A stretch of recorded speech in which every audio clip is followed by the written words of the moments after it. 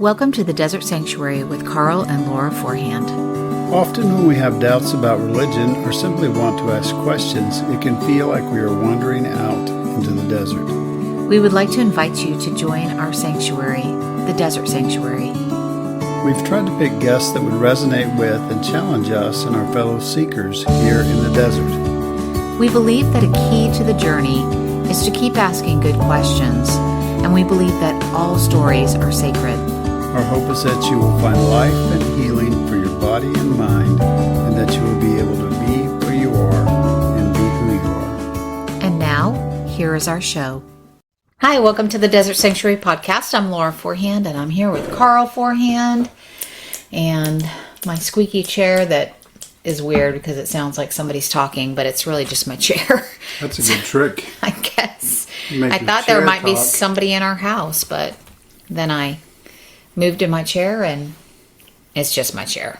So anyway, what are we here to talk about tonight? Yeah, I just wanted to acknowledge that Winston is no longer with us. Yeah, our I dog. did say that on my podcast with It's JD. probably one of the first podcasts we've recorded that he wasn't laying at our feet. Mm-hmm. And he spent every day with me, and so I really miss him. And He was a good dog. Winston the Wonder Dog. we have to sweep the floor more often now because he's not there to vacuum it up Yeah, with food. Yeah, Exactly. food. Yeah. or anything that's on the floor, basically.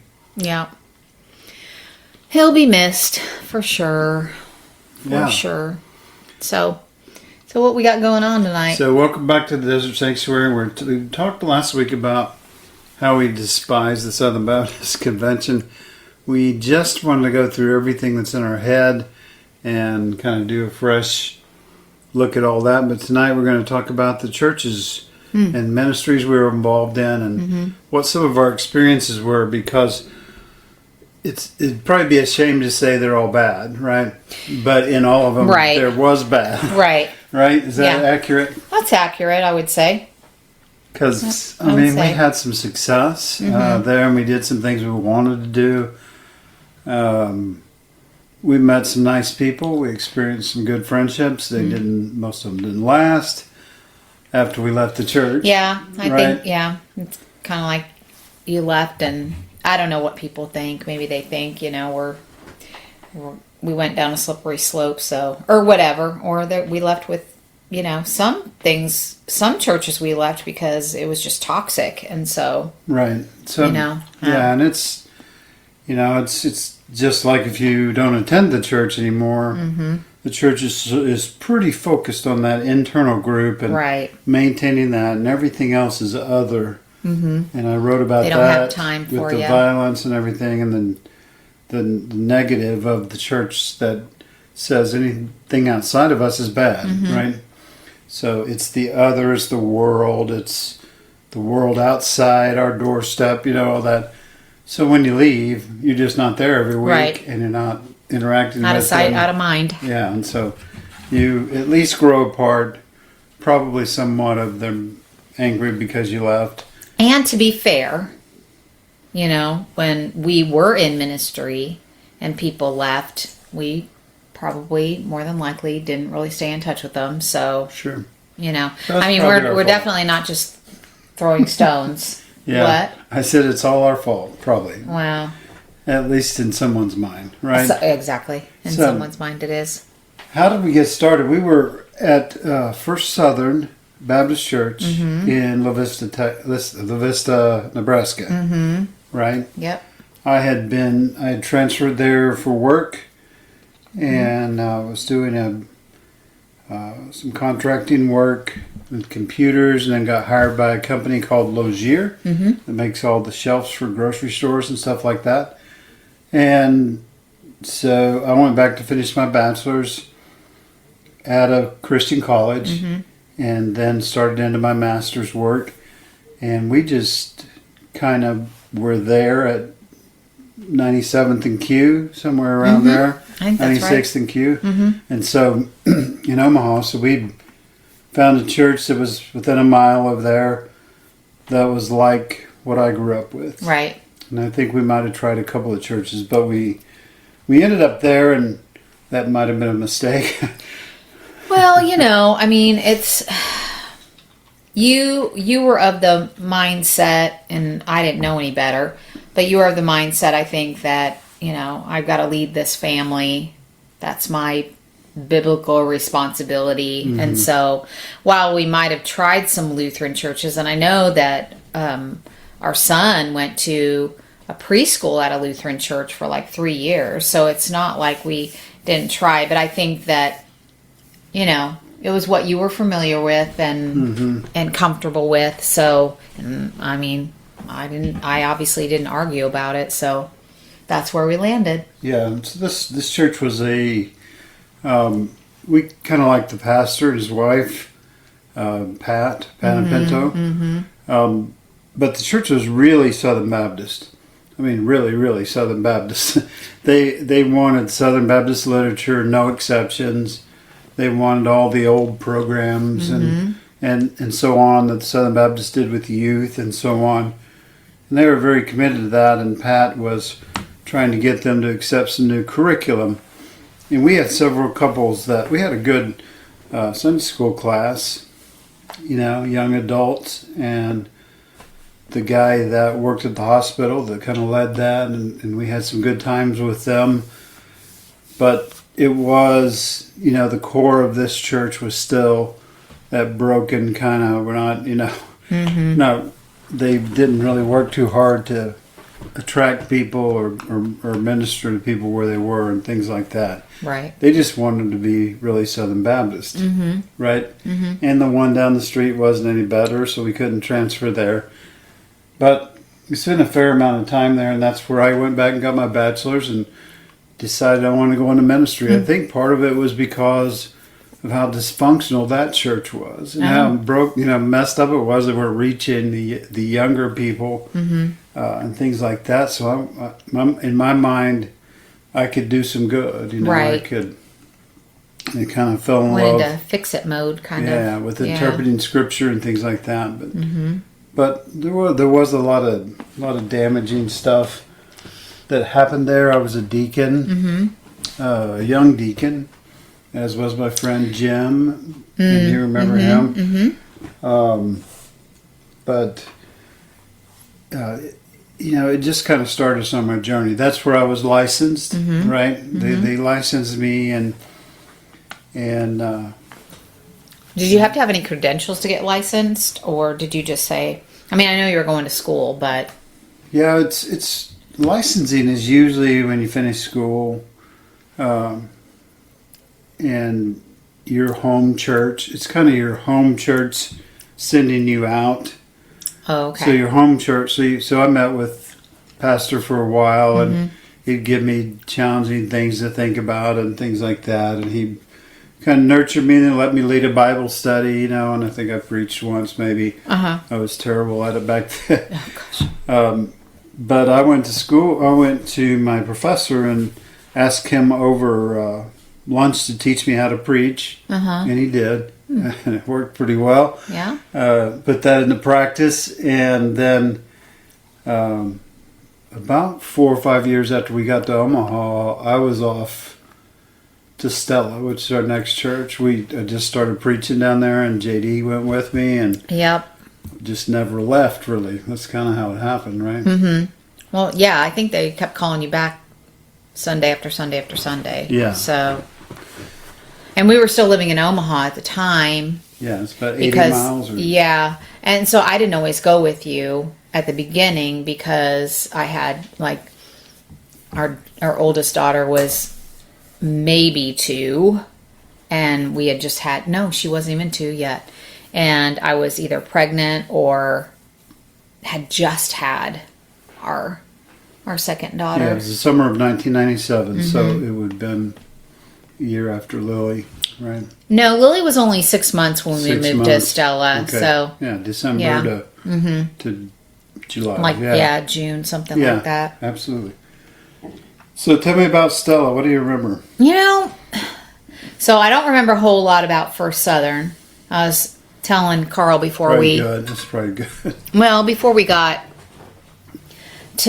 hit record, it's just I had small kids, and so a lot of Stella was like that too. I just remember thinking, I'm not going to be a typical pastor's wife. I'm not, like, our kids are going to be able to be kids. They're not going to be, like, held to this really, really high standard. I don't feel like we ever did that, but I do feel like people in the community did that. You know, that they looked at our kids, and our kids will, you know, still say that to this day. Like, people just felt like they could talk to them or whatever just because you were the pastor of that town or whatever. Right. So, Right. but yeah, I just remember it was a lot because we had small kids, and you were busy trying to, like, resurrect this dead church. And then, you know, that was maybe the first half of your ministry there. And then the second half was about building this new church. Mm-hmm. So, I don't remember, like, I don't remember unless you jar one of my memories. The dance? Oh, yeah. Okay. All right. See? I mean, I've done a lot of work, you guys, and so those things don't dwell on. Yeah, they don't, they're not but as... talk about that. I want to hear it. Okay, so, and we were not in our new church yet. How long had we been there? How long had we been? Maybe a couple years? Maybe a year or two, but we were meeting in the double-wide trailer. Okay. And we were which was right by our house. Pretty good crowds, you know, for a double-wide trailer of 70 people or so. And so in most churches, or at least in small churches, there's always, like, the family, right? The family that either started the church or they just are loud enough to, you know, decide to run the church or whatever. So we, now a lot of things are kind of flooding back. Yeah. Okay. So, they always had this street dance, like, I guess every year. Mm-hmm. And they, you know, this family, this, like, prominent family in the church was like, you know, you guys really should go, and, you know, be a great way for you to meet the community. And, you know, basically, I think, you know, I didn't see it as this, but now looking back, I'm like, well, they just wanted us to kind of drum up more people to come to the church. And in this family, one of the families, two of the brothers came to the church, and their families came to the church.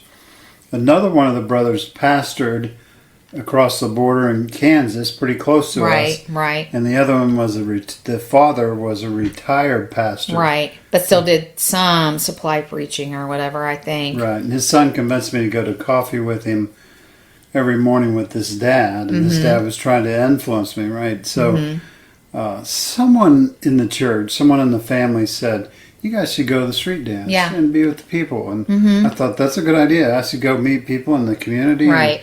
And, we really tried to do that. We had a funeral for a 15-year-old kid a year or two after we got there. That really got us exposed to the community. So we went to the street dance because that's where the people were. And we thought that would be like Jesus, but what happened? Well, so we're, like, interacting with people. You know, no big deal. We didn't have anything to drink, even though there was alcohol there. We didn't have anything to drink, and but anyway, this slow song came on, right? I think was it George Strait, or am I thinking of something else? Anyway, and so we decided to do a slow dance together. Married, already have 3 kids. You know, twerking wasn't around. We weren't doing any. You weren't making out, you know, and who cares if you do? Yeah. But anyway, we weren't doing any of that, and you know, I was fine. I didn't feel like anybody was, like, staring at us, and nobody questioned us about, you know, the fact that we were dancing. But I guess, was it the next day? Because I feel like you tried to shield me from some of that, but how did that come about where, like, all of a sudden we were, like, being talked to because how dare we dance? How dare we dance? Yeah, so it was the brother that was a pastor at a different church. Okay. And he was very legalistic, and he was almost mean. I mean, you just didn't want to be around him.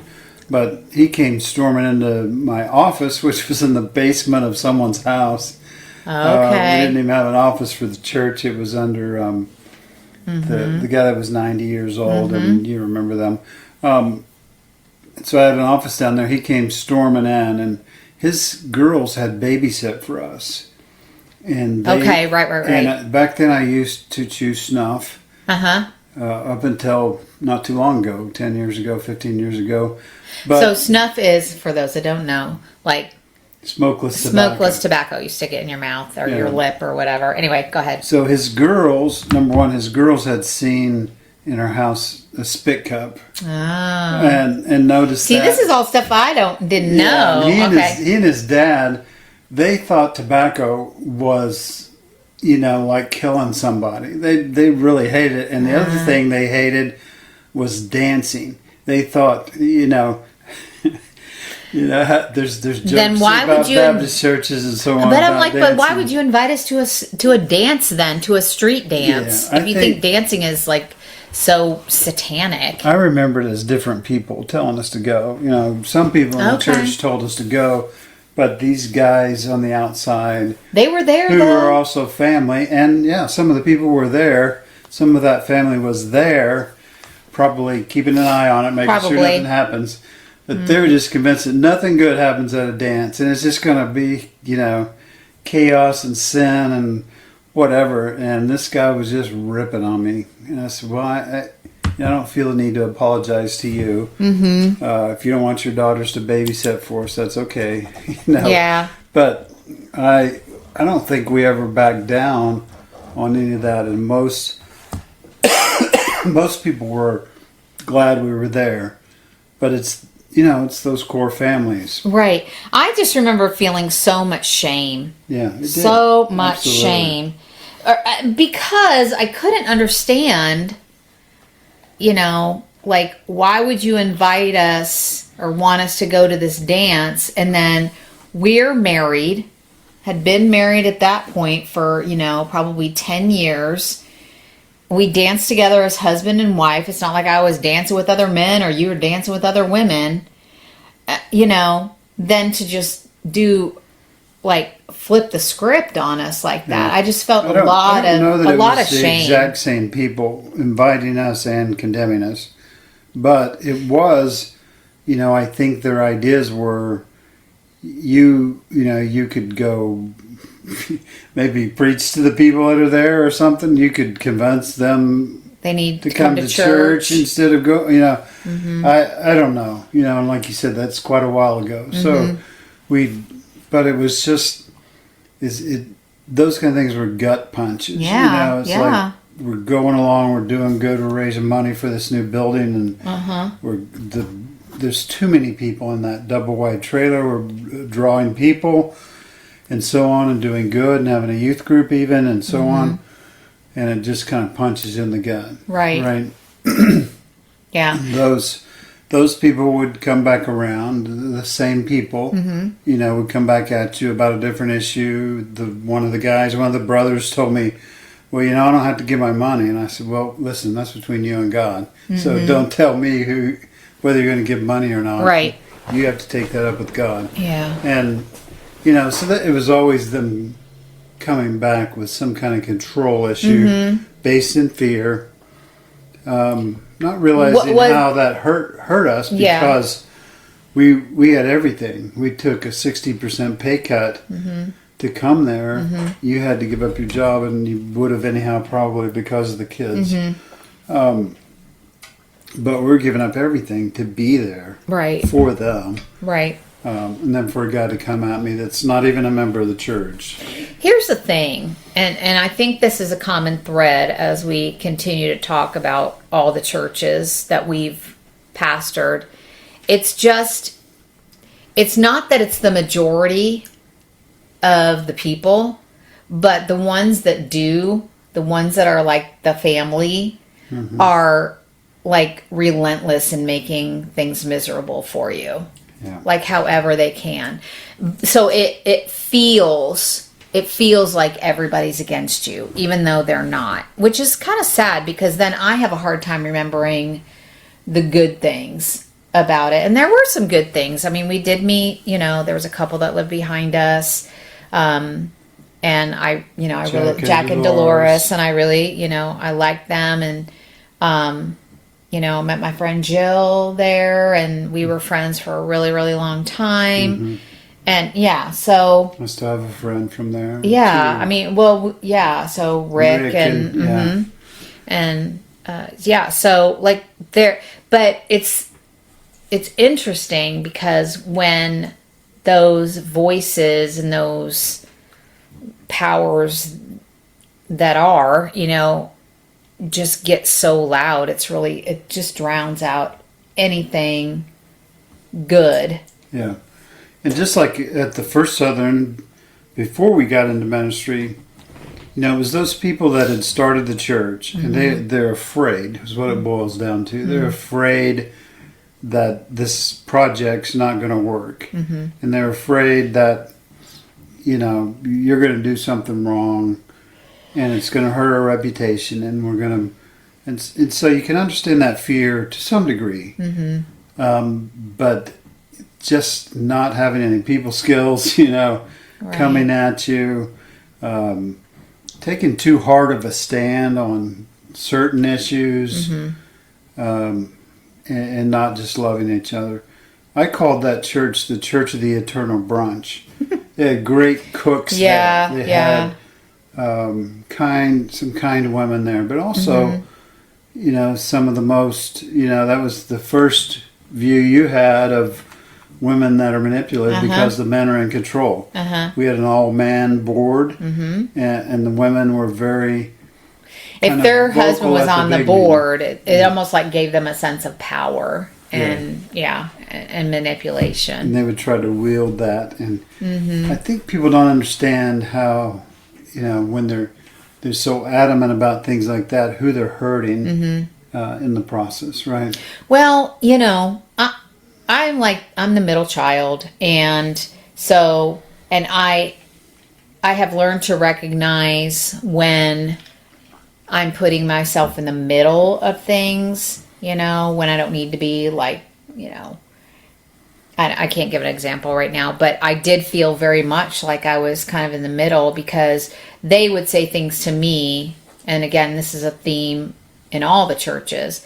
They would say something to me thinking I was going to go home to you and try to, like, change your mind about things. Yeah, because I was always pushing against the norm a little bit and trying to move us forward, trying to be more genuine and all that. And they, of course, were defending their pet projects or fighting against someone in the church that's been their enemy a long time, before you even got there. And all those things were at play. And I would tend to be kind of blind because I thought I could power through things. I thought I could, this is hard, but everything's hard, and we'll just keep going. And didn't, kind of realize some of the stuff I was catching and shielding from you but also some of that shrapnel hits my family. Yeah, for sure. And hurts all of us, right? Yeah. Yep, for sure. So we, after about 6.5 years, the church was doing okay, doing pretty well, and we had built the building and moved into it in 2000, right? 3 years after we got there. But stayed another 4 years, right? And it was pretty stable and working pretty well, except that the school was declining. Yeah. And about, it was going to close because they couldn't merge with the town 8 miles away. Yeah. They didn't want to consolidate. Yeah, they didn't want to consolidate anymore. Actually, it was already consolidated, wasn't it? They didn't want to consolidate with them, though. Or them didn't want to consolidate with us. I don't know which one it was. I don't know. But, so I decided I was done. A couple of the board member types were fighting with each other. But, probably could have pushed through that. But decided let's move on. So I didn't have a place to go. So I got a job. One of the people at the church got me a job at the ethanol plant, and I ended up being there 15 years. But not too long after I started working there, the church called Big Lake, which is across the river, had an opening, and really didn't have a long interview process on that either. It was just I preached there a few times, and they decided I was kind of the type of person they wanted. And just a long story short, that church That church was, it was right on the lake, right where the campers were across the street, and they imagined a state park, being a witness to those people, that came through the campground and stuff like that. And so the guy and his family built the church, but then one of the brothers married into another family, which I won't say their name, but married into another family, which was notorious for starting shit.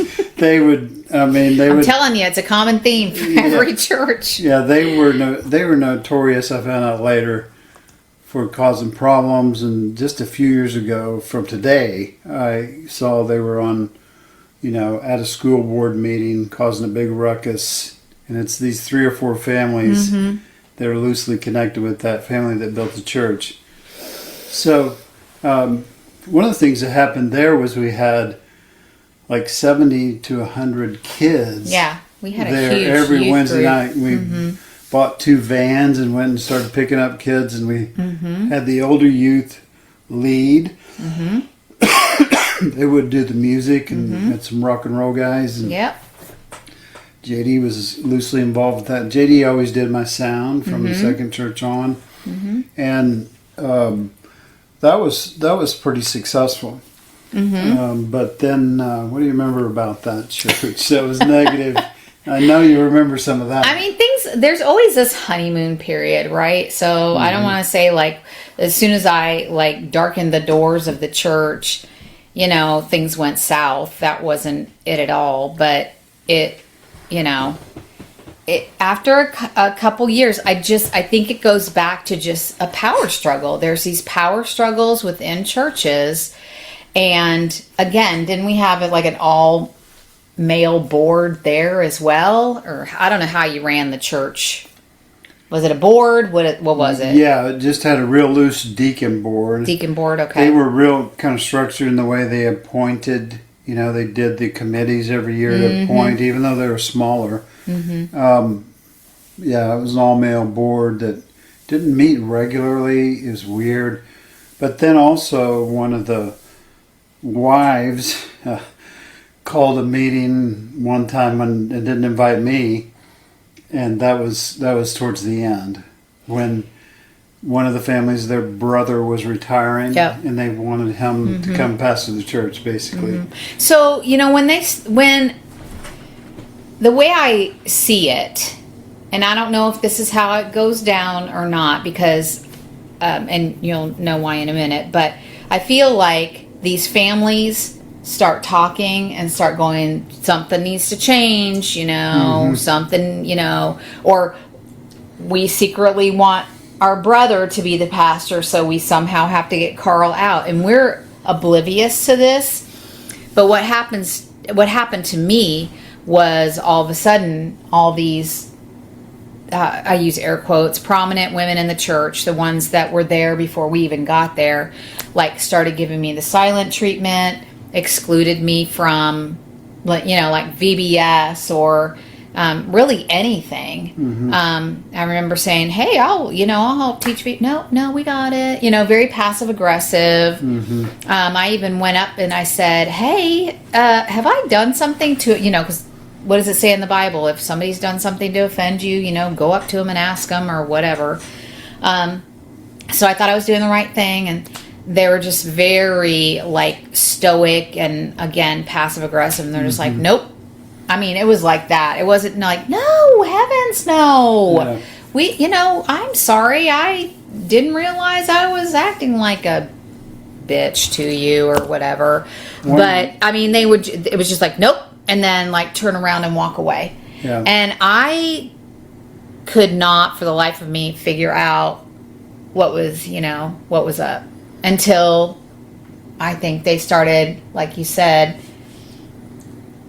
making the move on, we got to get Karl out of there because we want our brother to be pastor instead or whatever. Yeah, one of those ladies that you're talking about wanted her son to have a girlfriend. I mean, she wanted him to be with these girls. It's kind of weird, really, but she had always dreamed about him marrying someone like this family that had 2 or 3 girls. They had like 4 girls. 4, but yeah. And so, but about that same time, I had said, listen, I want to spend some time with the guys in Sunday school because JD didn't like those ladies, the women Sunday school teachers. And but also, I just want to do a man in the mirror kind of thing. Yeah. I don't know if I'd even do that. I'm sure I wouldn't do that now. But anyway, I had 10 or 12 guys that we had a pretty good time, and I'm still friends with almost every one of those guys. But she didn't like that, right? Because she didn't want. She wanted those kids to be together. Okay, which is that weird. is what's so funny because being a Baptist church, you're supposed to segregate the girls from the boys, otherwise they're going to stumble all over each other. So, but okay. Yeah, and I was just thinking, and like, is church the only place that they could be together? Like, if they really want to be together, they'll be together somewhere else. Anyway, if they want to be together, you usually can't keep them apart. Right, exactly. But anyway, that was just one of the things. And then she was the one that called this secret meeting, where then they're going to. And Does this person's name start with an A or a K? K. Okay. So, I know who you're talking about. But I'm sure then. A was. Right. Yep. So. There were a couple A's that were in on it. Then all of those families showed up to a church meeting. They stood up in church, so we called a special meeting. I said, I don't know anything about it. Well, but they did. And so I had one of the founders of the church moderate the meeting, and I called in the director of missions to come. And basically this was to get rid of me. I remember that now because I stayed home. And you know what I did while I was at home? Do you know?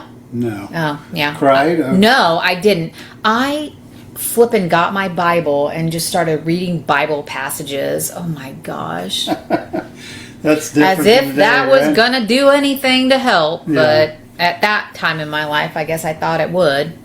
But they were so disorganized, and so their reason and message was confusing, and one of the new people in the church said, well, if you want a full-time pastor, which is their excuse, we want a full-time pastor, and he's only part-time because he works at the alcohol. Right, you're bivocational. And so they said, we need a full-time pastor.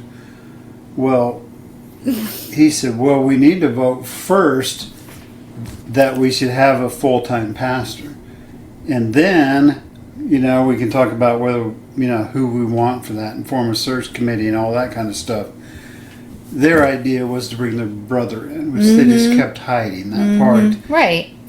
Anyway. Yeah. So they were so disorganized, and the couple got mad, the A and her husband, and a couple of them walked out, so they didn't even get to vote, and the vote failed.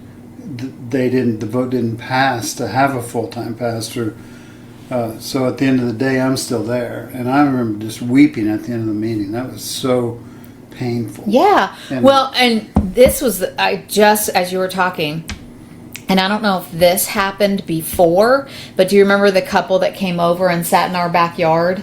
Mm-hmm. And so this is a couple that when you first were applying for that job or interviewing for that job, they were just like, we just feel like you are called to be the pastor of this church. We, I don't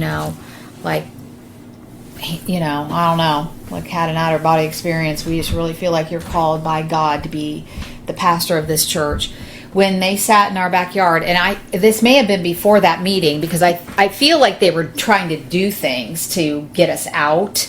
And I remember that the wife just going, well, we never really believed that you were called by God to be the pastor of this church. I remember standing up, being so upset, and just walking inside. Years later, I have to give this person credit. We were at a church event, and there was something must have been something on forgiveness or whatever, and she came up to me weeping and just hugged me and said, I am so sorry but kinda, yeah.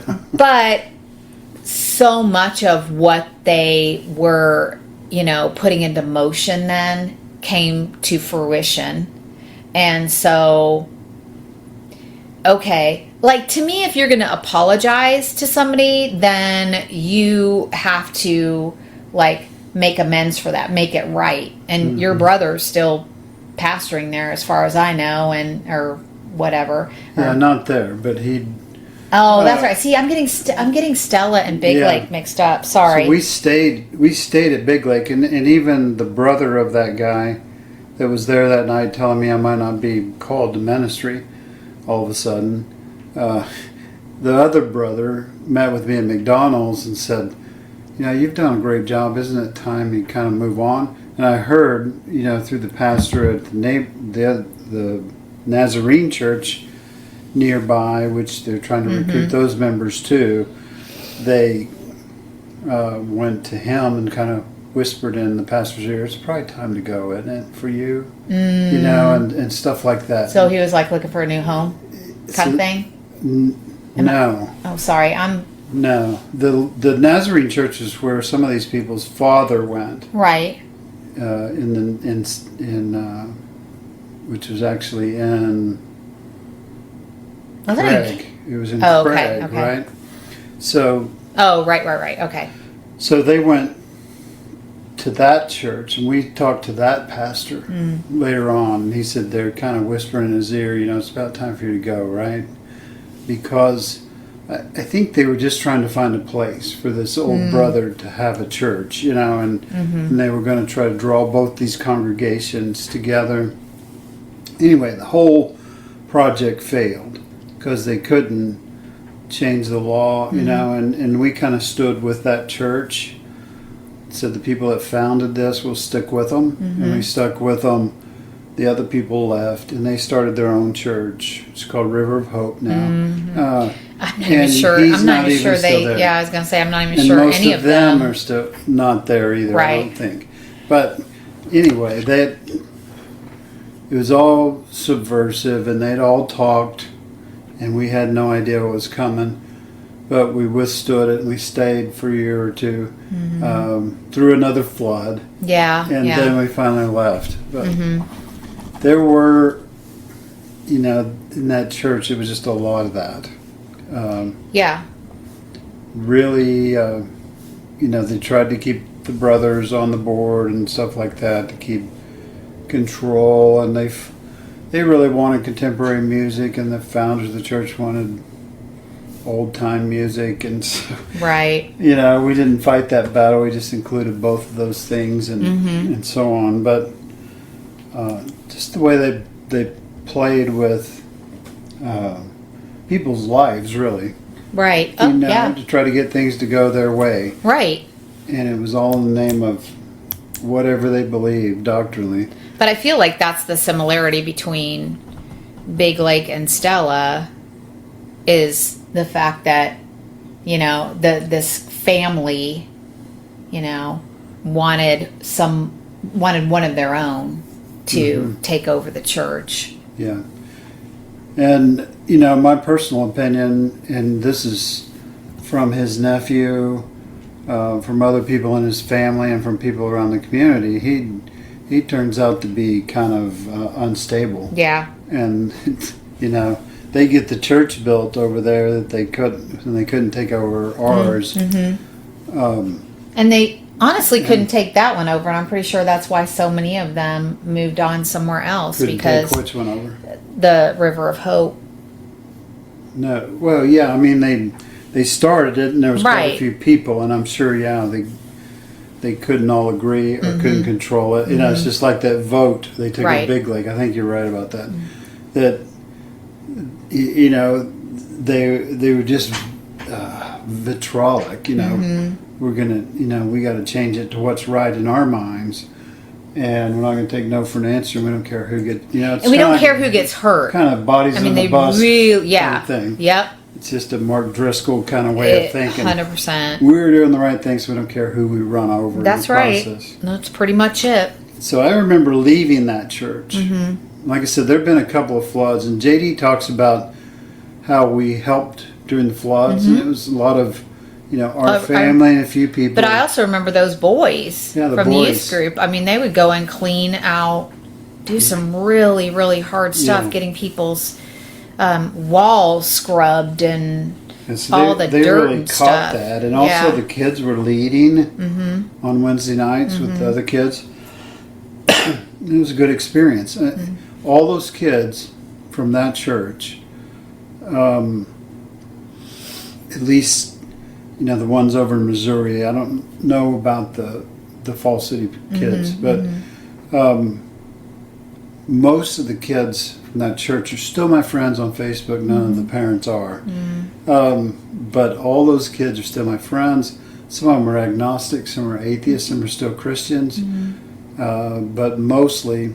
But not the Christian that they were brought up in, I'm hoping. Right, not what they saw in their parents. In their parents. And I wish parents would understand that, even if people listen to this and disagree with us, that haven't deconstructed, that don't, maybe listening for whatever reason, I wish they would take that into consideration. That when you accept this kind of dogmatic approach, either you're going to create dysfunctional kids that go along with you, or they're going to end up not following you. Yeah. Because they see it. And our kids saw it. Our kids saw it. Even our hypocrisy and the things we did wrong, they saw it. And thankfully we've been able to talk about it now. Oh, yeah. It's a lot better.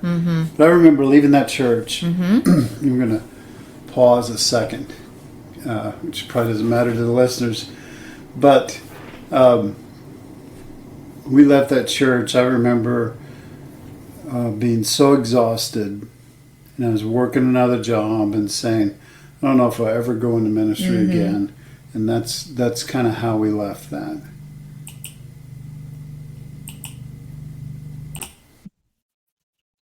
So I know, my thoughts are kind of all over the place. I get a little bit confused with Stella and Big Lake, but and even First Baptist. I don't remember a lot about that. But what I've told you many times is, I think the reason I don't remember so much of that is because our kids were so little, and I really did just want to be like a mom, and so that's where my focus was. But that doesn't mean that the things that happened didn't profoundly affect me, because they did.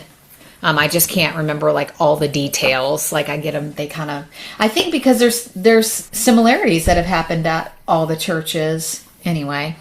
And some of it might be that it kind of took you by surprise. Oh, yeah, well, that's for sure. You weren't aware the battle was going on. Well, and one thing I remember that always went through my head was the whole thing that we are supposed to be different from the world. And I thought, these people are not. Right. They're not different. They're not showing love. They're not showing... they're doing things that are mean and manipulative and later controlling. We found out they were racist in some cases. And right. All those kind of things. And so I think it was just a lot of, I don't know if you call that cognitive I don't know what it's called, but I just always had in the back of my head, this seems to oppose, what the church is supposed to be about. Anyway, and I mean, people can, say, well, we're all human. I know, but Christians always make themselves to be so much further above everybody else. Right. And yet the way they were behaving in these churches was no different. I mean, there were people that I worked with, or people at our children's schools that were not going to church every weekend, that were way more generous and gracious and kind and loving to us than our own church people were. And so trying to make that make sense, I just could not reconcile that. Yeah, and all the churches I would consider to be a success in this way. I mean, that I think looking back now, if you say, who was the best pastor you guys had, I think we would be at least in the top echelon of that. I think because we loved people. And we worked really hard and we had success. We We Yeah, but we cared about people. Like, we didn't care if you came in and you were a drug addict or you were a cross-dresser or something like we didn't care. Like, that didn't... And I may not have been as vocal back then about that kind of stuff, but it didn't matter to me. You have a disability? Okay. Like, whatever. Come on. What can we, how can we minister to you in a way that's relevant to you? I remember, so this at the later church, may talk about that later, but I remember us having conversations with her as a woman, who had been at her lowest. Thank you for joining us today on the Desert Sanctuary podcast. At that third Remember, church, all who wander in the deserts are not people lost. that We believe meth addicts, like, through the church, come were to able to have a a positive Bible influence. study or church, like, wasted Check out our blog on or Medium, high as a kite. Also our YouTube channel. And we And didn't stay go, tuned for sorry, our Lean Forward conference. remember, So they- we love you. I think, in those first two churches especially, there was a lot of success. We built a church, we revamped an old church and so on. And there was a lot of success. So it wasn't that they were mad at us because we weren't doing well. Right. They were actually afraid because we were doing well. That's probably Right. Yeah. And it's like, I guess I never thought about it that way. I mean, even the guy at the third church that came to talk to me about yoga was afraid that it was going to hurt the church, and that's why he was grilling me about doing yoga and meditation. We can talk about that later. Anyway, yeah. So so it wasn't a lack of success. It was, Right. The churches were going well. They were doing better than they'd ever done, and those kind of things. And then people got scared. People tried to control it. People wanted it to go the way they wanted it to go, and there's infighting and battles and things like that. So, like I said before, after the second church and after we gone through a couple of floods, at least, and gone through all that, I didn't know if we were ever going to... So we went to a bigger church down it was called Grace Evangelical Church at the time. Now it's called Grace Calvary Chapel in St. Joseph, Missouri. So found out a lot of things about that church after I left. But while I was there, of course, we taught a Sunday school class. We... because we were ex-pastors, pastor and wife, we were invited to a lot of things. And so here's what was weird. We ran the Dave Ramsey classes for a couple years at least. I would say a couple years for Yeah. sure. We led a Bible study, got to lead the one that was in the pastor's office. You say we, but really you did. Well, you were there, but Well, I was there. yeah. Our son JD actually led us to that church because one of his friends One of was his there. friends from high school went And there. the kids sort of got involved there. It was an hour away, and Abby had a boyfriend there and stuff like that. But what was strange about that church is I think once I got involved and started doing some things, for a while we hid out on the third row. What was strange was that they were very political, it seemed like. I remember we went to a New Year's Eve party at Spanky's house. Yeah. Remember that? Yeah. So Spanky and Buckwheat was a barbecue place, and his wife was at the insurrection in Washington. To give you an idea. 6th. To give you an idea. That's a fact. That's something that's been in the newspaper and so on. But I remember at that New Year's Eve party, just way too much conversation about politics. I remember we went to the home builder's house, and that was similar. It was just a little uneasy, and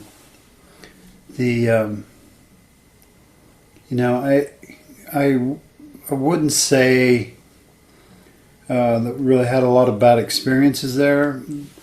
The things that I've noticed about that church came after we left. But it was just a place to harbor out at the time, and Right. we received some love, but we also noticed some other things, right? Well, I mean, one thing I noticed was that it was all about how wealthy you were, you know, because like it just seemed like we never really fit in.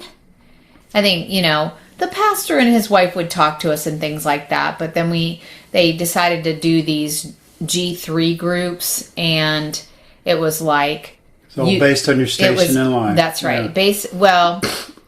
Yeah, but I think it was based on your financial station in life. Sure.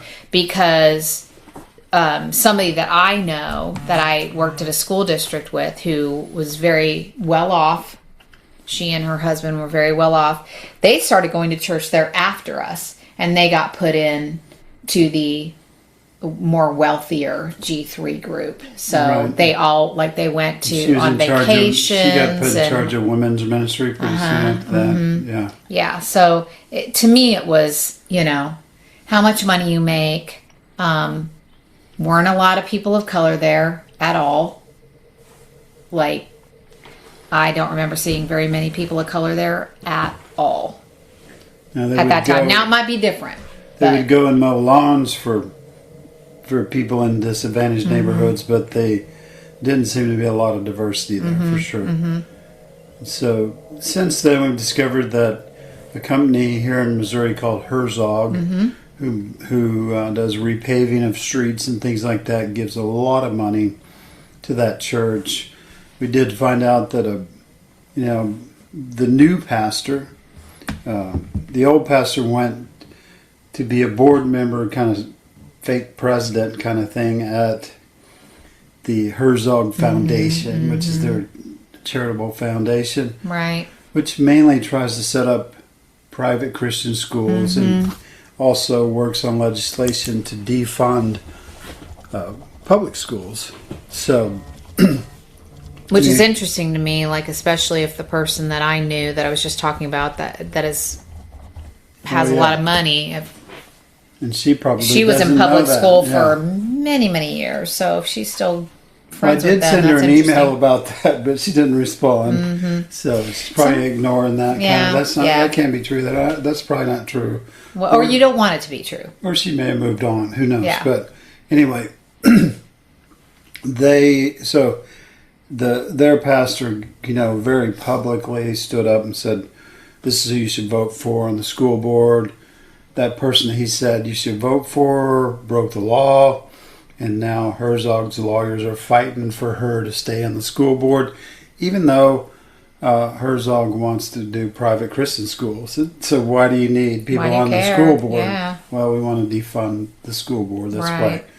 So anyway, though, there, I wouldn't say we experienced a lot of hurt there, but they just, when I asked for some funding to go to some training, they took me to Chili's, right, with a couple of the board members and so on, and it was more of a, hey, Carl, in this situation, let's say that it was about public smoking, whether you can do that in buildings or not, or whether and it was the question was designed to say, well, what is Carl Republican, or is he Democrat, or is he, it was just a kind of an inquisition. Oh, brother. And I just refused kind of to answer that. I said, I don't know what you're trying to do, but I'm independent as a voter. Yeah. And so I didn't ever get the funding. But, and, we never, I kind of wanted to be on staff there. And that never happened, but I'm glad now that it didn't. Yeah, it's kind of hard when you're living it, but looking back, you can always say, hindsight's 20/20 kind of thing. It's probably a really good thing that you didn't get on staff there. Yes, a friend of ours, called us and said, there's this church in Nebraska City, right? Yep. And he didn't explain the depths of the depravity there, really.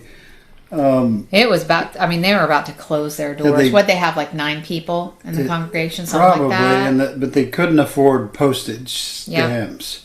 barely This is where they were able to keep the lights there on. were squirrels that had got up in the soffits of the church, and they had their whole this choir loft thing blocked off because it led up to the bell tower and so on, and it was blocked off because they had been meeting in the basement for church Right. to save money and things like that. So he said, we can do this as a legacy church and put a little bit of money into it and redo it, and so I rewrote the Constitution, included women in the leadership by committees. The head of committees could be on the board and so on. And we took off and did pretty well there, right? We had people come in, and Christian motorcycle guys and girls were coming. That's where we had a lot of, drug users and things, and ex-bikers and stuff like that. Yep. So a lot of success there, but there was a few things that happened there, right? Yeah. So talk about your best friend, your bestie. Well, that was her definition. That was not Right. my After definition. how long? So maybe 2 weeks. 2 weeks. Maybe yeah. 2 weeks. She would tell people that I was her best friend, and yeah, it was weird. And I was just like, you don't even know me. How am I your best friend? But again, it was that love bombing kind of thing, The cool thing was that they were off the street. I mean, they'd walked in, and we met them.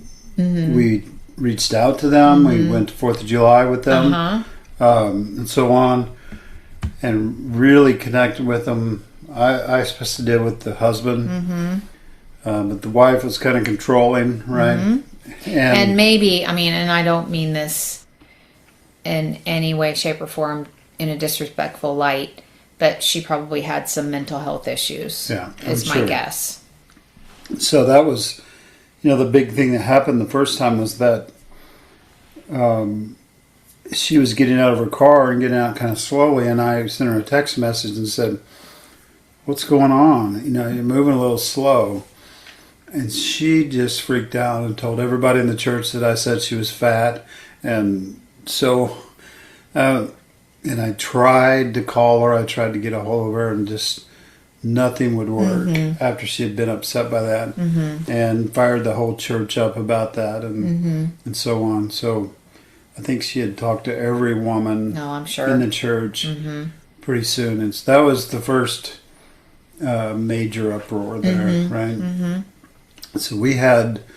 And they wound up leaving. They wound up leaving, but it was the most bizarre thing, just because there was no talking to her about, apologizing, whatever, like this That was a was it. misunderstanding. Yeah. It was like, it was a done deal, and I'm gonna like make sure everybody knows. Yeah. So, next, the association had an employee that's kind of a caretaker. Can I just say, before you jump in, but here's my thing about all of that, is that it is so much easier for the other people in the congregation who we had grown, close to at that time, and also these people that you're talking about from the association, to just not deal with that. And I think that was really hurtful. Like, they didn't say, "Oh my gosh, yeah, you did nothing wrong," or they didn't say, "Yeah, you really overstepped your boundary." You know what I mean? It's like they just wanted it to go away. And so it's like, for somebody like me, whose mind will not shut off, like, I didn't know what to do with any of that. Because, again, I'm trying to make sense of what the hell just happened. But there was nobody that really came to our defense, and said, "Yeah, man, you didn't do anything. You didn't do anything wrong. Like, Right. You were just checking on somebody. You made absolutely zero reference, and she was an overweight woman. You made zero reference to that. Right. You genuinely cared, about, are you hurting? Can we help you somehow? Let us know how we can help or whatever. And she, I don't know. And like I said, I really think that there were some mental health issues. So maybe in that mental health state, she just lost it. But, and that's the same situation at Stella after the dance. It's just that the people in the congregation don't know what to do. Mm-hmm. So people that you have grown close to, when they don't come to your defense and see, they can see that you are being wronged and they don't do anything about it. It's devastating. It was very devastating to me. And the people that are bullies are used to being bullies, and that it doesn't trouble them at all to be that way. Mm-hmm. It doesn't seem like it. Right. There was another thing that happened. We did a lot of planning and so on. There was a real successful street ministry mm-hmm. in Omaha under our association, and this guy was training and learning to be, in the street ministry, and mm-hmm. they would bring people in and feed them, and then have church right mm-hmm. down. And so we had secured a basement of a bank downtown, right. mm-hmm. and everything was set to go. We were kind of having our final meeting, and some extra people showed up at the meeting. That's always nice. Do you remember why they showed up at that meeting? Well, let me just go back down memory lane. So our oldest daughter had just turned 21, and she said, "Mom, for my 21st birthday, I would like to go to a winery with you." And I thought, oh my gosh, that's so fancy. I've never been to a winery. Well, in, a little farther south between Kansas City and St. Joe, there's a place called Weston, and they have some wineries, and it's such a quaint little town. And so we went there, and, I don't know if any of you guys have been to a winery, but it's they give you literally a sip in your glass, mm-hmm. Because it's a wine tasting or whatever. So they're not going to fill your glass. They give you enough for you to have a sip or two.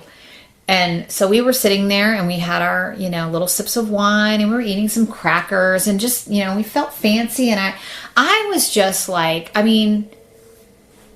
as a mom of teenagers, your teenage daughters, sometimes I want to be around you. Sometimes you are just a source of embarrassment to them, So the fact that she wanted to hang out with me for her 21st birthday, I was genuinely honored. It's a connection. It was a connection. And so we had a great time, and she was engaged to be married. So we were talking about our wedding and all the things. And she took a picture and she put it on Facebook at the time. I don't know. And tagged you probably. And yes, and I don't care that she tagged me. I absolutely don't care, because I was proud to be with her. I was honored that she asked me. She could have had a group of girlfriends go. She could have had her sister go. But instead she was like, "Mom, I want you to go." And even though that was tainted, they can never take that experience away from me. Mm-hmm. And I won't allow them to. But, so then... Yeah, so extra people showed up at my meeting. And somehow the wife of the street ministry guy, and Lord. They were a little different anyhow, but the wife had mentioned to the husband that, it's always the women, y'all. It's always the women. Doing this street ministry, you can't. And I understand part of that to some extent, but I said, I told them, we have an occasional drink, and that, and mm-hmm. we're probably not going to stop. So whatever. But they said, the director of mission said something along those lines of, if maybe keep it a little more low key, or just we're going to cause these, because the ministry was like ministering to people that maybe had alcohol abuse or drug abuse, and so I was causing them to stumble, just so you know. Yeah, but I say that in a very flip way. So they said, we can still go on with the street ministry and everything, just low key a little bit more, and so on. But I knew, especially after talking to you, that it was not going to be okay, because you'd already been shamed by it. It's gonna, and so we ended up canceling the street ministry and saying, if this is what if we're gonna deal with more of this, I don't need that. I have a job and I run the church, and we're gonna do this.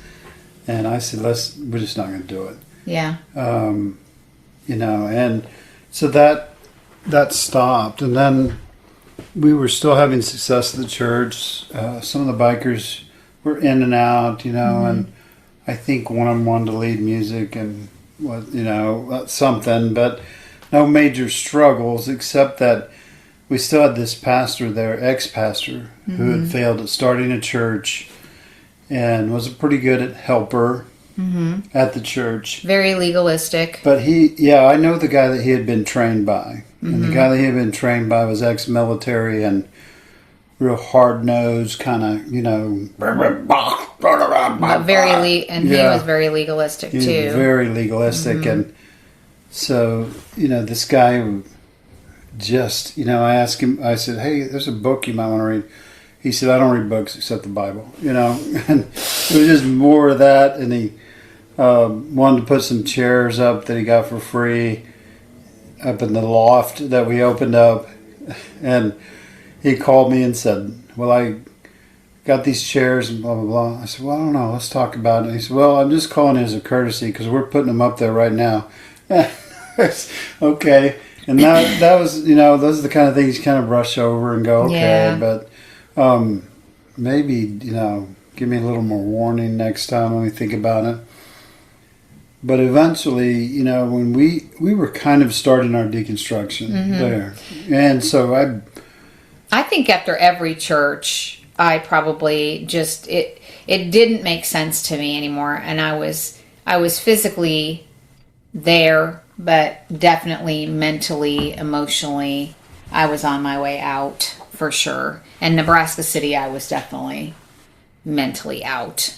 Yeah. But anyway, go ahead. So this guy had, I once, again, with the drinking thing, I had mentioned him that I'd take an occasional drink, and he didn't agree with that. And I said, well, okay, but I'm not going to change that. So you can decide whether you want to stay or go. But he eventually came to me about, let's see, what was the next thing? I'm trying to think what the next thing was. I started this study kind of thing about porn and all those kind of things about, it's for men. And it was for men, but it was also, I remember you talking specifically about, men in the ministry. That is a problem for some pastors. Yeah. And I had done it with a couple other, the motorcycle guys and so on, and did a couple of those in homes and so on. I had it was a pretty good study. Nothing else, just to talk about our issues and stuff. And then we tried to do it within the church, to have a study within the church. And one other guy showed up, and this pastor guy, and he just had a long list of questions about, well, who's this guy that's leading this study? And I don't know if we approve of him. And I literally just said, well, then let's frickin' forget it. It's just, I don't usually give up that easy, but it's just like a growing frustration with him. He didn't like. Exactly. He was against everything, and he was imposing his will, and he wouldn't read a book, and so on. But so that, that kind of collapsed. And then when he found out we were doing yoga, one of the ladies that we had spent a lot of time with and counseled her, because she had a terrible past and was having trouble in her marriage and so on. Mm-hmm.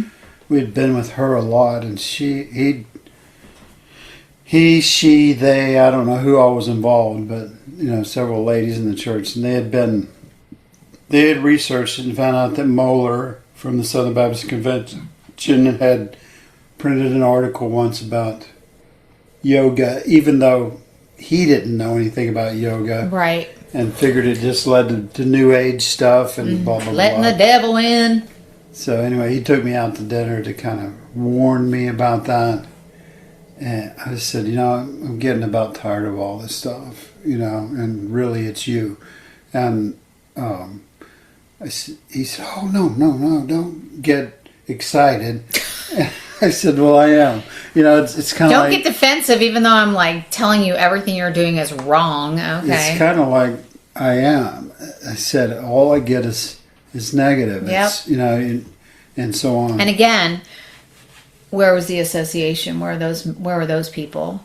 I'm trying not to be angry about that, but it makes me mad that they allowed that to happen. They knew it was happening. I mean, I know you went and talked to them. Yeah, and it's probably after that event that I went and talked to the director of missions, and he always used to say, well, when the stables, whatever the Proverbs verse, where there's oxen, the stables messy, and stuff like that.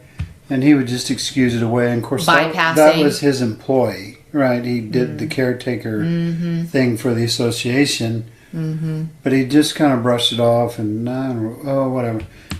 And then, so we were kind of at the point where I think we're done with this, And I just remember being done probably 2 years before. I just remember being on a walk and you're just like, I'm done. I mean, this weight.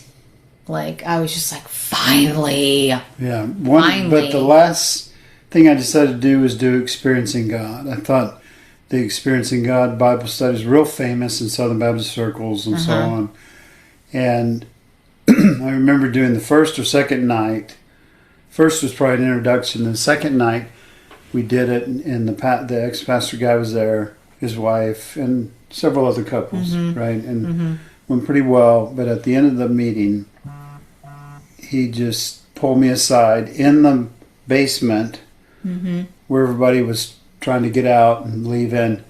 And he said, and you were in the car. I was waiting in the car. For like an hour and a half, you guys. Yeah. I was there for an hour and a half while you were in the basement with him.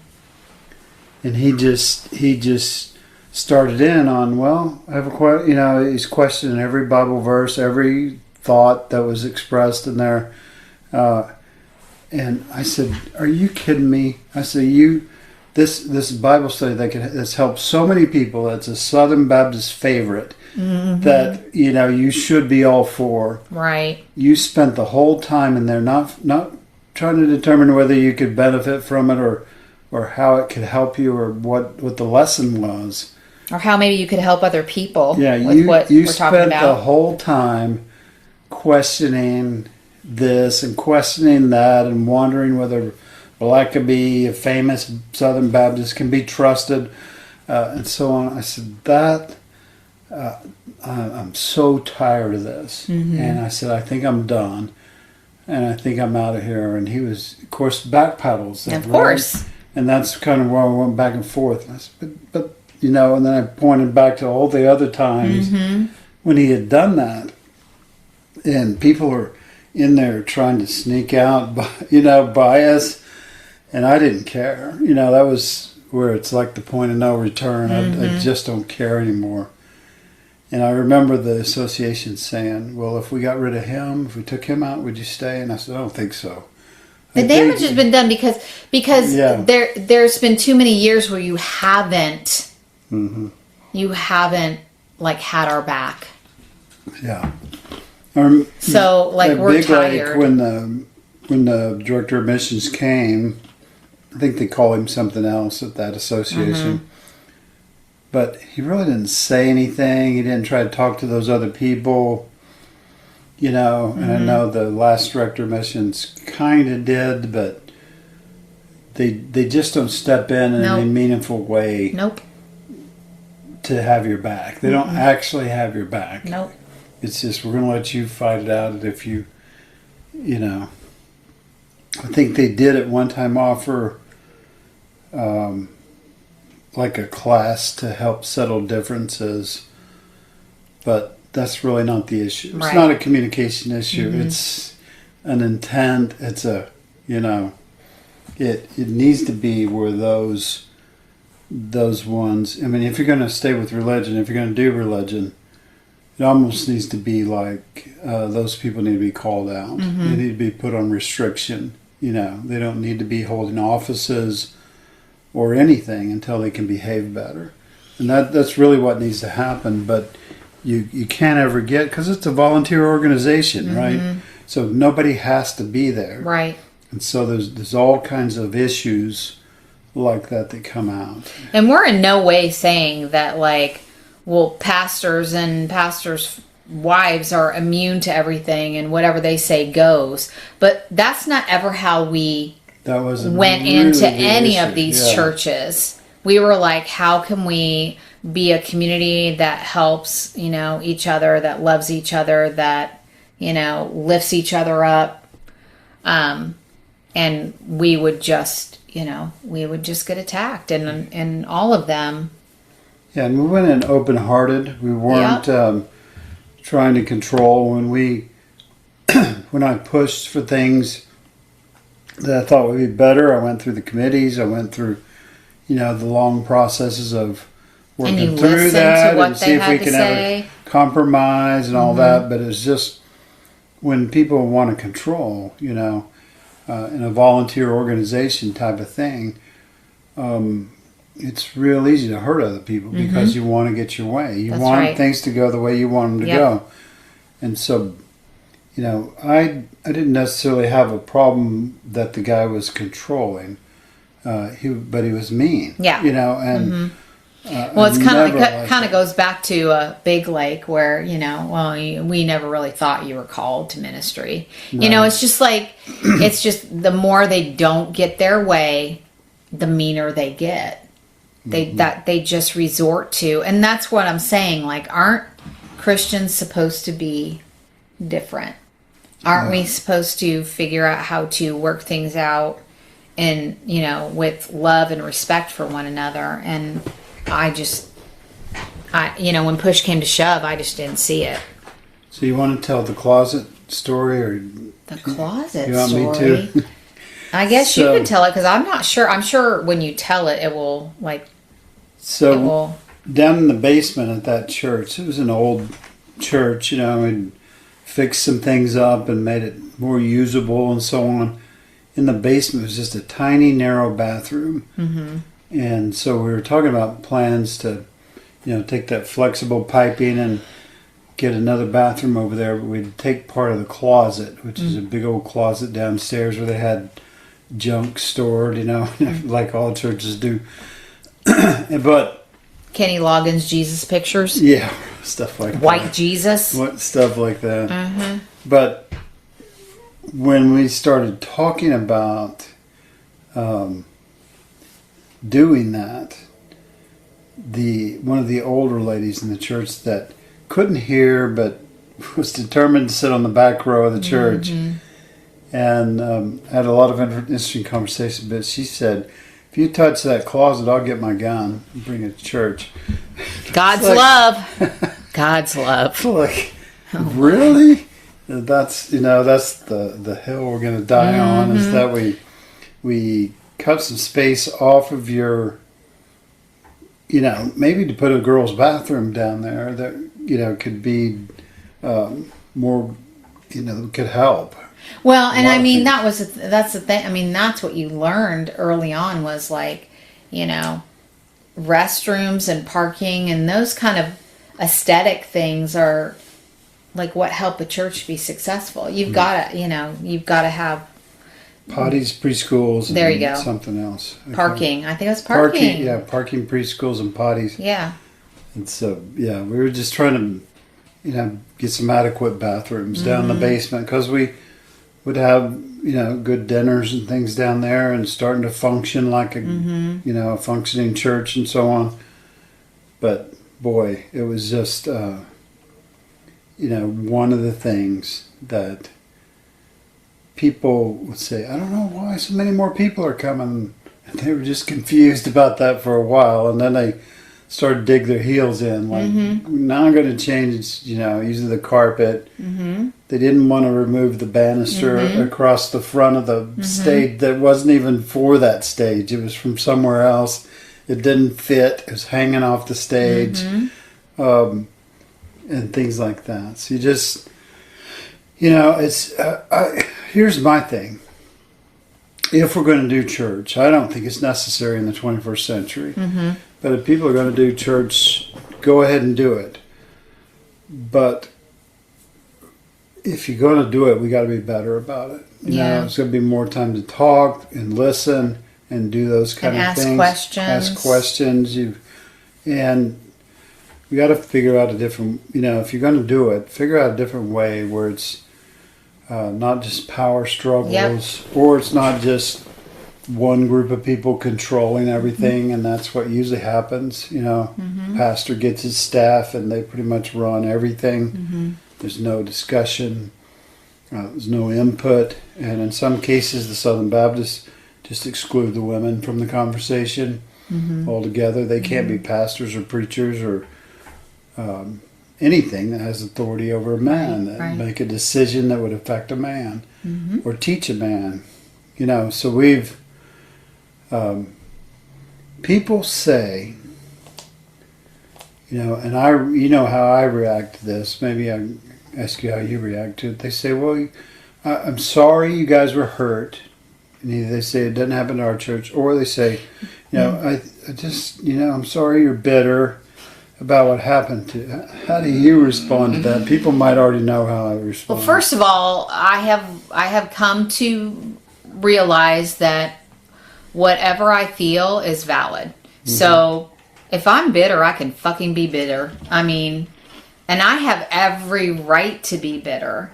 I have every right to be hurt and angry. But I will say, and that was one of the things I wrote down, that so many people don't know that these things, because let's think about the typical congregation. They go on Sunday, they do their thing for an hour and they leave. So they may not know all these ins and outs. And so that's when they say things like, that doesn't happen at our church or whatever. But so I don't know how to respond. I've not been in every church everywhere. So maybe there is a church out there that this doesn't happen. But I have my doubts. But I think for so long, I would just bypass my own emotions. And I'm just not willing to do that anymore. Right. So, I have a right, when we talk about these things, it makes me angry because it's still happening. The fact that it happened at 3 churches, doesn't tell me, it tells me right there that it's not an isolated incident. I've also talked to other people.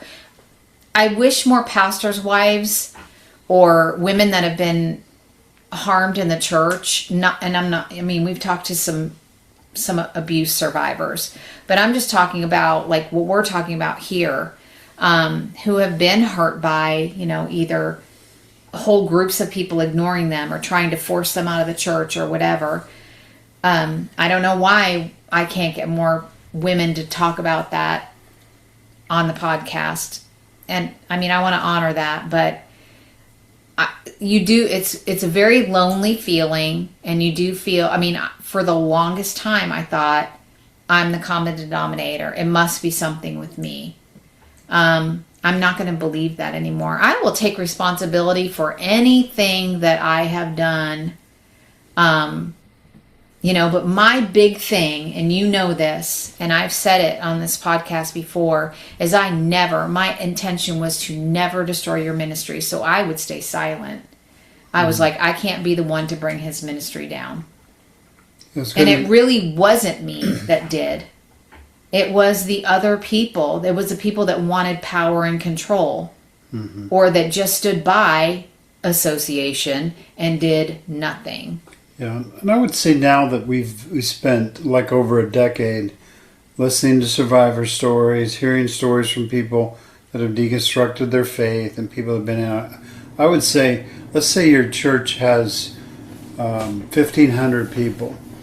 I would guarantee you that there's been hundreds of people that have been hurt by your church. I have talked to people, women mainly. I don't really like sit down and talk to men, but I've talked to so many women just one-on-one, because this isn't, I mean, I think there is a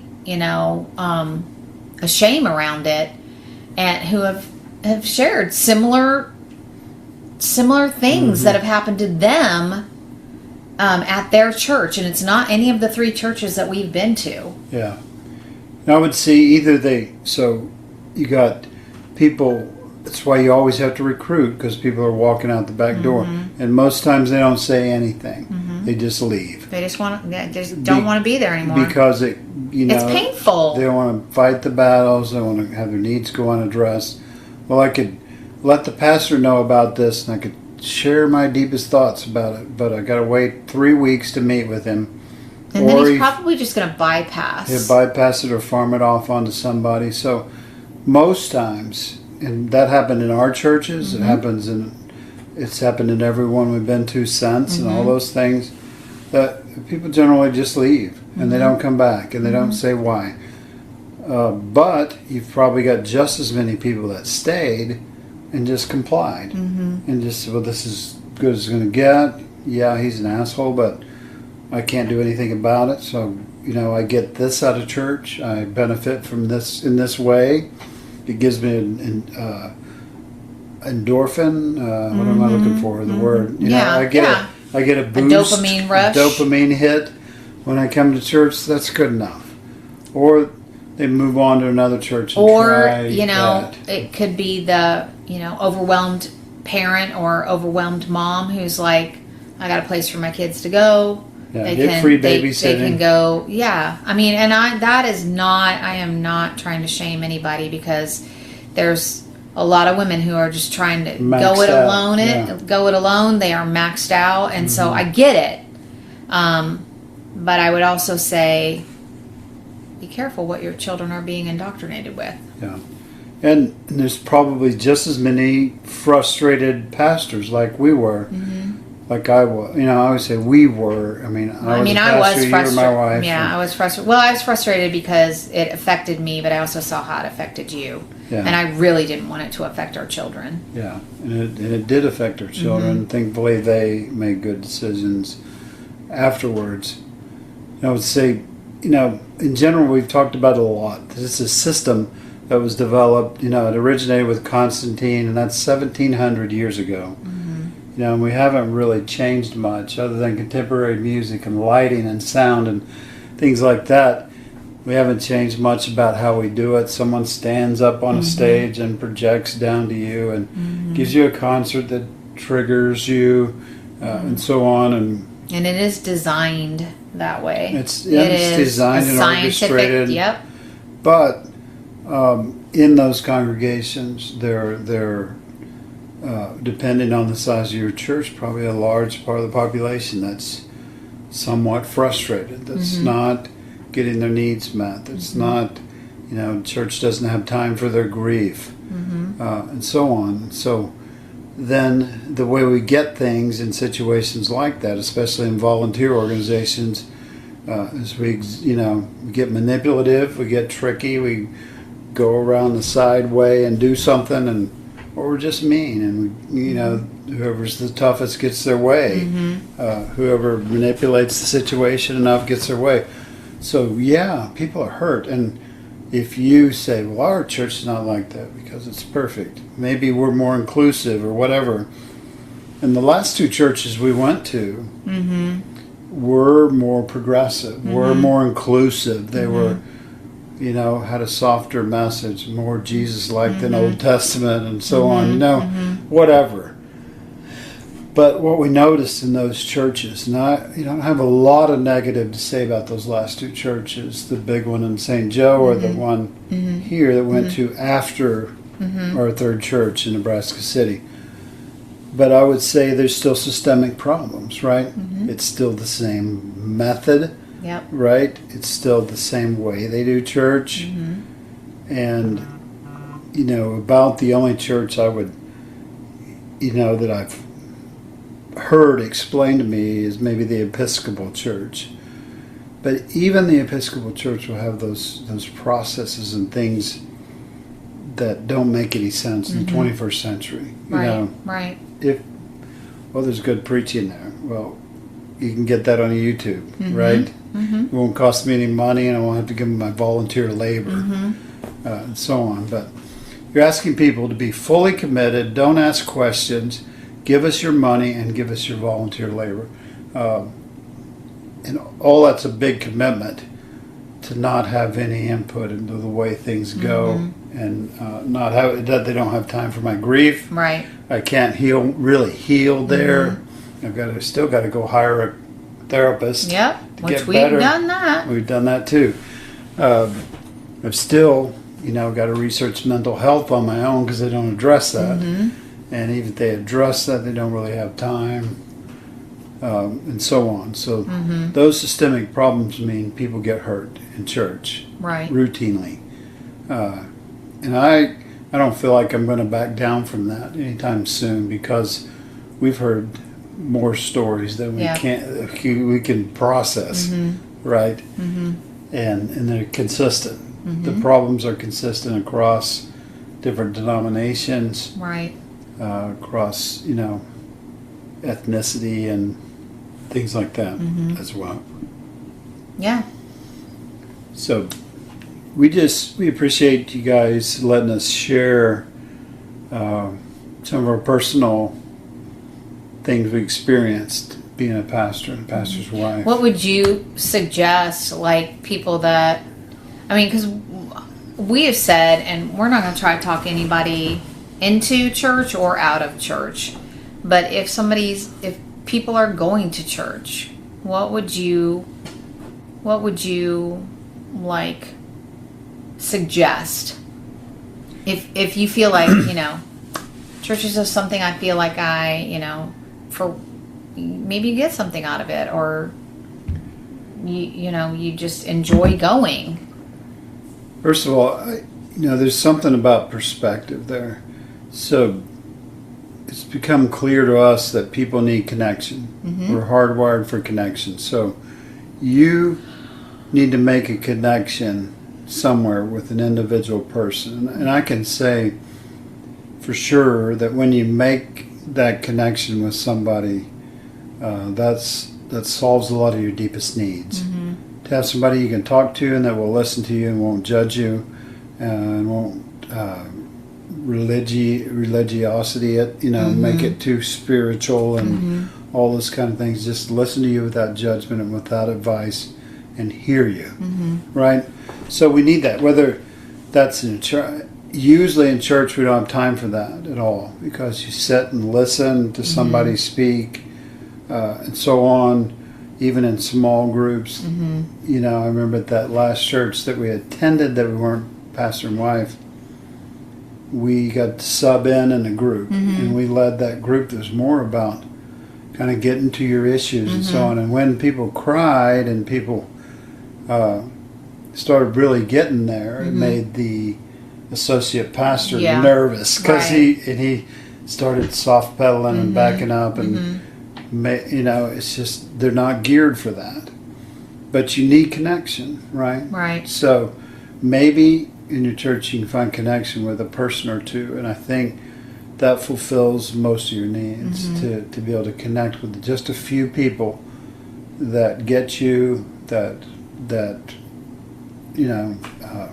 I want to say serve you, but they think about you, they minister to you, I guess, to use a spiritual word, right? Yeah, we got to take some of those words back, though, because they're not necessarily bad words. I just think that they Because if you've been through, if you have religious trauma, sometimes those words are triggering, but I know that. I mean, like you need to invest in somebody's life. Like if you have somebody that you can invest in their life. I know you remember this. A couple of times I blew up the service and said, let's just stand. Right. Or let's just pray for each other. Or let's just, and I tried to do that, and it lasted about 20 minutes, and people were so uneasy. They're like, oh, let's get this going. Let's get this thing started here. We need to get back on track to do the regular service. When are we going to get back? When we can move our chairs back? Or some, So, in a typical religious environment, you can't change the show.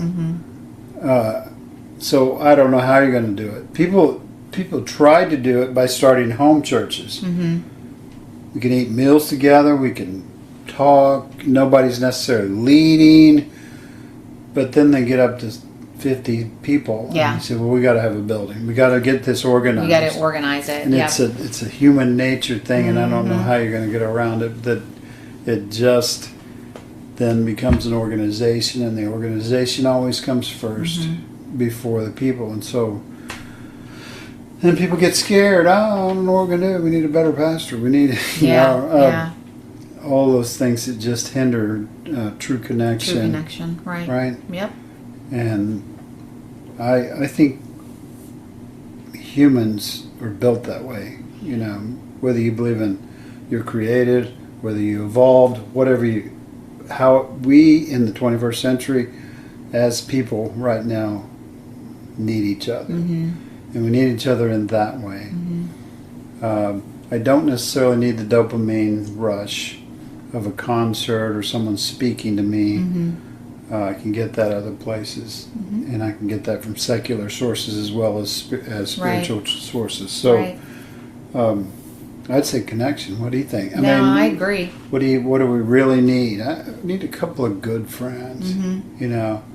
I need to have time to spend with my kids and my grandchildren to nurture relationships. You need to have somebody that you can be your authentic self with. And in churches, for the most part, we do have to put on our own show because, we can't let people know that scary thing that, we did, that thing that brings us shame or whatever. Sure.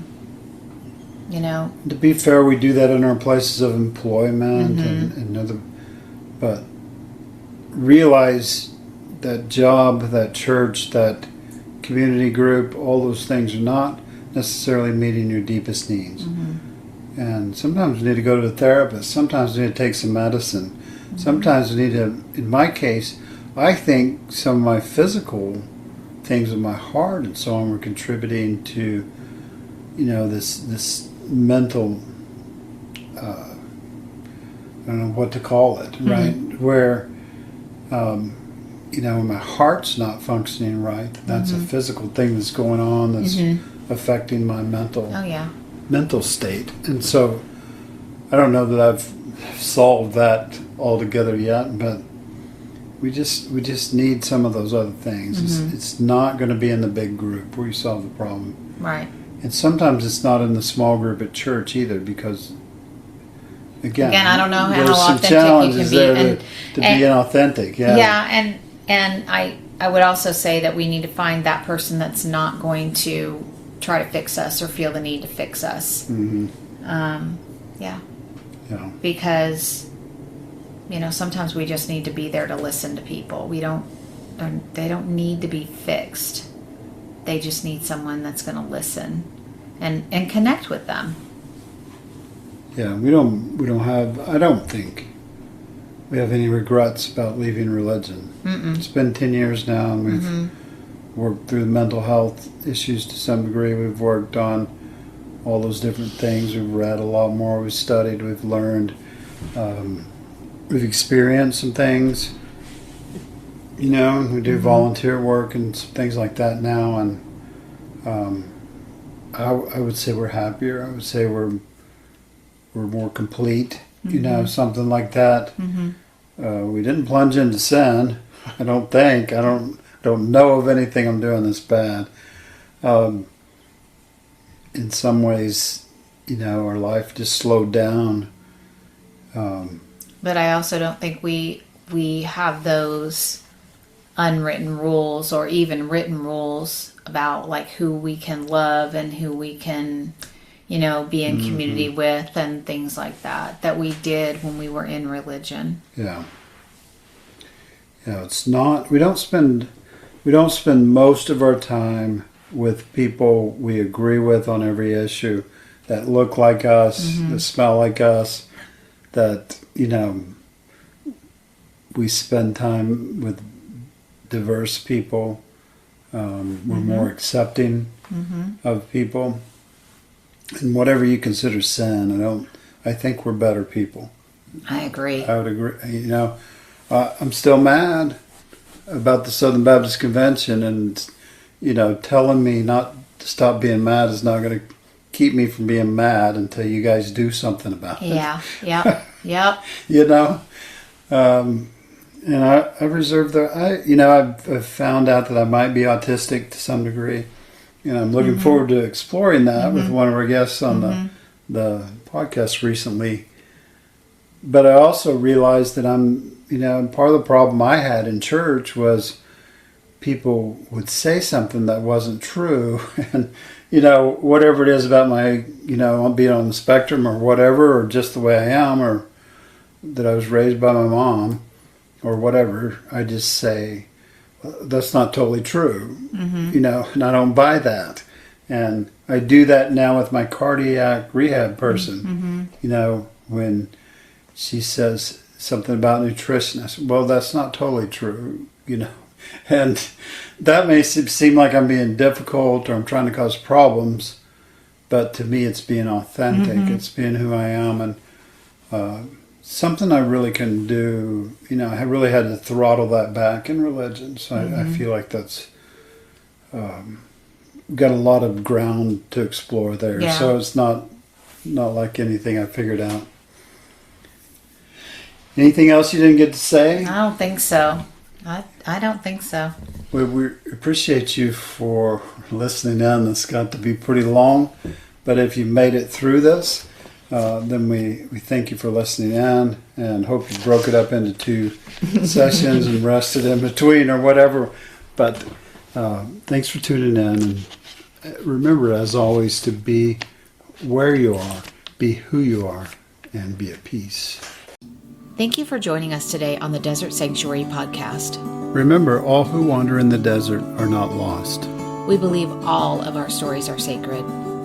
We are always here if you need someone to hear your story. Check out our blog on Pathos and also our YouTube channel.